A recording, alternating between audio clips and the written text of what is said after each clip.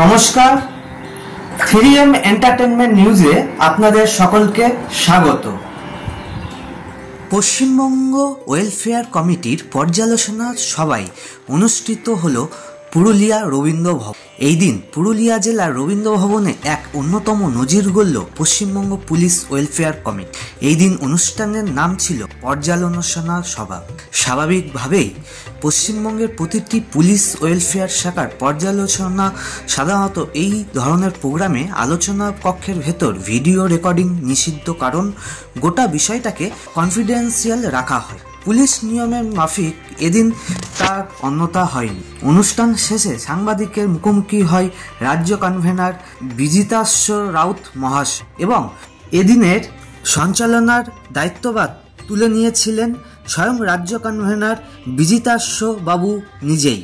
তাই তিনি সাংবাদিকদের সামনে মুখোমুখি হয়ে কি বললেন তা আমরা আমাদের এই ভিডিওর মাধ্যমে তুলে ধরব। দেখতে থাকুন 3M এন্টারটেনমেন্ট নিউজ। পুরুলিয়া জেলা আজকে পুলিশের ময়ময় কাণ্ড, কারণ সারা রাজ্যের পুলিশ এবং বিভিন্ন রাজ্যের যে ওয়েলফেয়ার কমিটি যারা প্রত্যেকে এসে কিন্তু আজকে এই সভাটাকে একটা সাফল্যের রূপ অবশ্যই দিয়েছে। কিন্তু আপনাদের যে পর্যালোচনা সভা, এই সভায় মূলত কী বিষয় নিয়ে আলোচনা হলো, দেখুন, আমাদের রাজ্য সরকার, বিশেষ করে আমাদের রাজ্যের মুখ্যমন্ত্রী শান্তনুবাবুর নেতৃত্বে যে ওয়েলফেয়ার কমিটি তৈরি করেছেন, পশ্চিমবঙ্গ পুলিশ ওয়েলফেয়ার কমিটি এবং কলকাতা পুলিশ ওয়েলফেয়ার কমিটি, এটা তো একটা নির্দিষ্ট লক্ষ্যে তৈরি হয়েছে। লক্ষ্যটা একটাই, পুলিশকর্মী, সহযোগী পুলিশকর্মী, অবসরপ্রাপ্ত পুলিশকর্মী এবং তাদের পরিবারের কাছে দাঁড়ানো। এটাই কিন্তু সরকারের লক্ষ্য, মুখ্যমন্ত্রীর লক্ষ্য। তাদের বিপদের দিনে, তাদের প্রয়োজনের দিনে যাতে আমরা দাঁড়াতে পারি, সেই উদ্দেশ্য নিয়ে কিন্তু এই ওয়েলফেয়ার কমিটি তৈরি হয়েছে।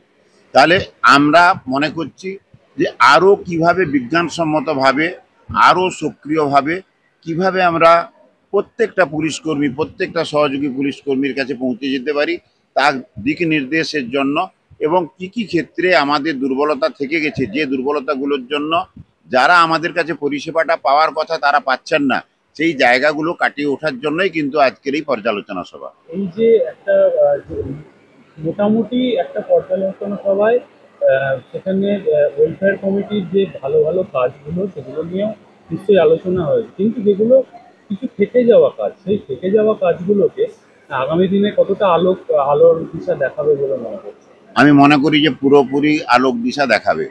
আমি বিভিন্ন জায়গায় বলি যে পশ্চিমবঙ্গ পুলিশ ওয়েলফেয়ার কমিটি আজকে 5 বছর, 5.5 বছরে যে কাজগুলো করেছে, সেগুলোকে যদি একটা ডায়েরিতে লেখা হয়, 2টো ডায়েরি কিন্তু ভরে যাবে। কিন্তু মানুষের স্মৃতি খুব কিন্তু দুর্বল, আমরা অনেক কিছু কিন্তু ভুলে যাই। আর আমি কখনোই বলছি না যে আর আমাদের কোনো সমস্যা নেই, নিশ্চয়ই আমাদের অনেক সমস্যা আছে, গুরুত্বপূর্ণ সমস্যা আছে।